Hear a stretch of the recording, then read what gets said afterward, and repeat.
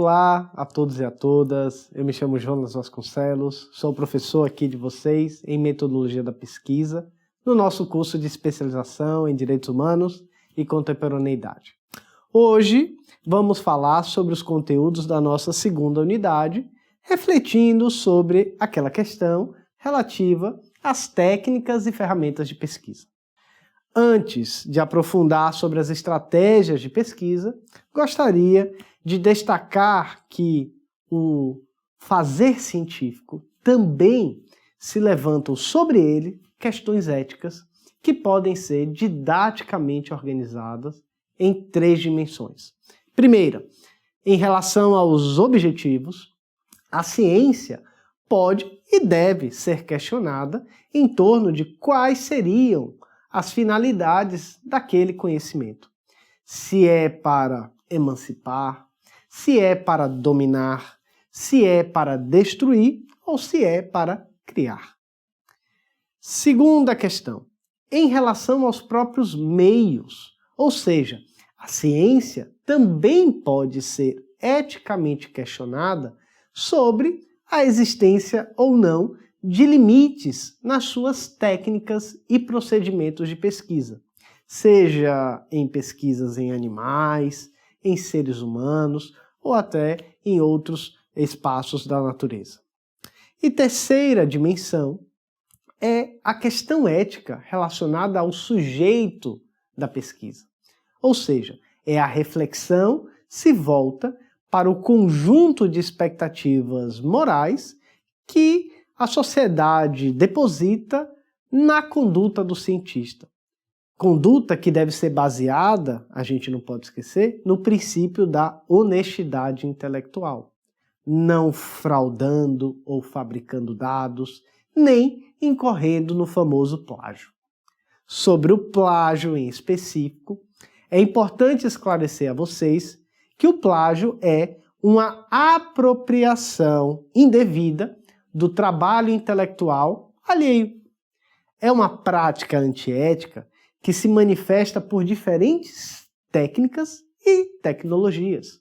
Existe o plágio integral, existe o plágio conceitual, existe o plágio indireto, o plágio por encomenda, entre outros.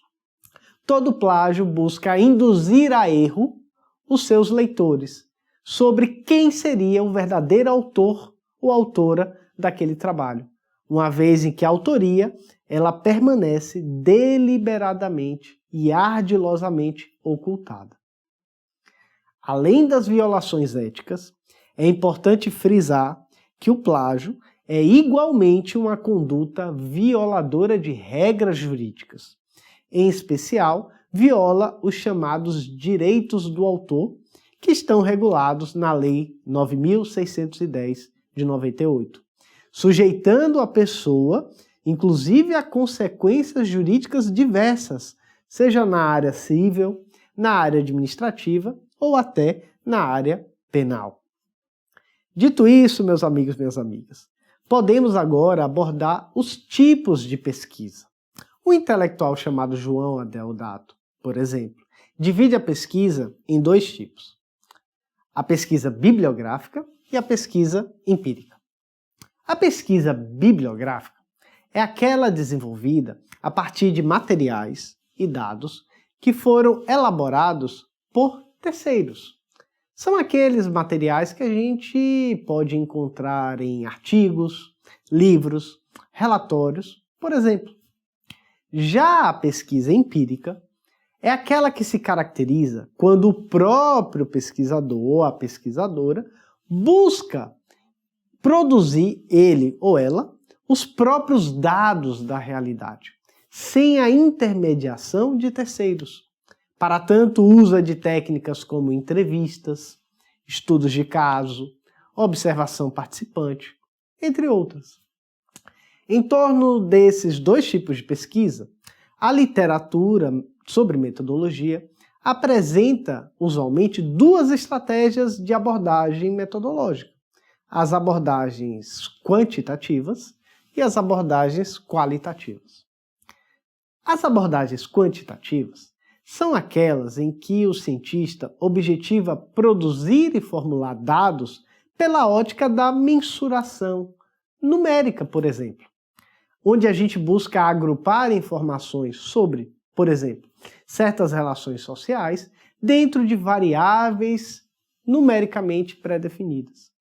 Essa forma de tratamento das informações, ela pode resultar, por exemplo, da coleta de dados oriundos de questionários, da análise documental, da aplicação de experimentos, dentre outras técnicas. Inclusive, importante destacar, que conhecimentos estatísticos usualmente são mobilizados para testar hipóteses a partir dos dados que foram quantificados. Isto é, a partir das categorias que foram mensuradas. As pesquisas de intenção de voto são exemplos muito conhecidos de abordagens quantitativas. Já as metodologias qualitativas, elas são aquelas em que o pesquisador objetiva abordar os dados da realidade a partir de uma perspectiva de complexidade relacional e dinâmica em um certo contexto. Ou seja, busca-se, na verdade, interpretar a correlação entre os dados coletados a partir de suas múltiplas características, não sendo reduzidas, por isso, apenas aos seus aspectos numéricos quantificáveis. A análise dessas múltiplas interações, ela está usualmente presente em preocupações e procedimentos técnicos como as investigações etnográficas, o uso de entrevistas, a pesquisação, dentre outros. Agora, atenção! Essas abordagens, elas são diferentes, mas elas não são excludentes. Ou seja, podem ser complementares. As pesquisas quantitativas, importante destacar, elas buscam responder questões diferentes da pesquisa qualitativa. Pesquisa quantitativa busca responder, por exemplo, qual a probabilidade de certo fato acontecer. A pesquisa qualitativa, por outro lado, buscaria responder outra questão, que é, por exemplo, quais os motivos do acontecimento. Portanto, meus amigos, minhas amigas, não se trata de antagonismo entre metodologias, mas de caminhos diferentes para responder perguntas diferentes. Metodologias que, por isso, podem, a depender da escolha do pesquisador, da pesquisadora, serem conjugadas, articuladas dentro de um mesmo trabalho científico. Espero que essas reflexões auxiliem vocês nos estudos e aprofundamentos dos conteúdos dessa nossa segunda unidade. Até a próxima!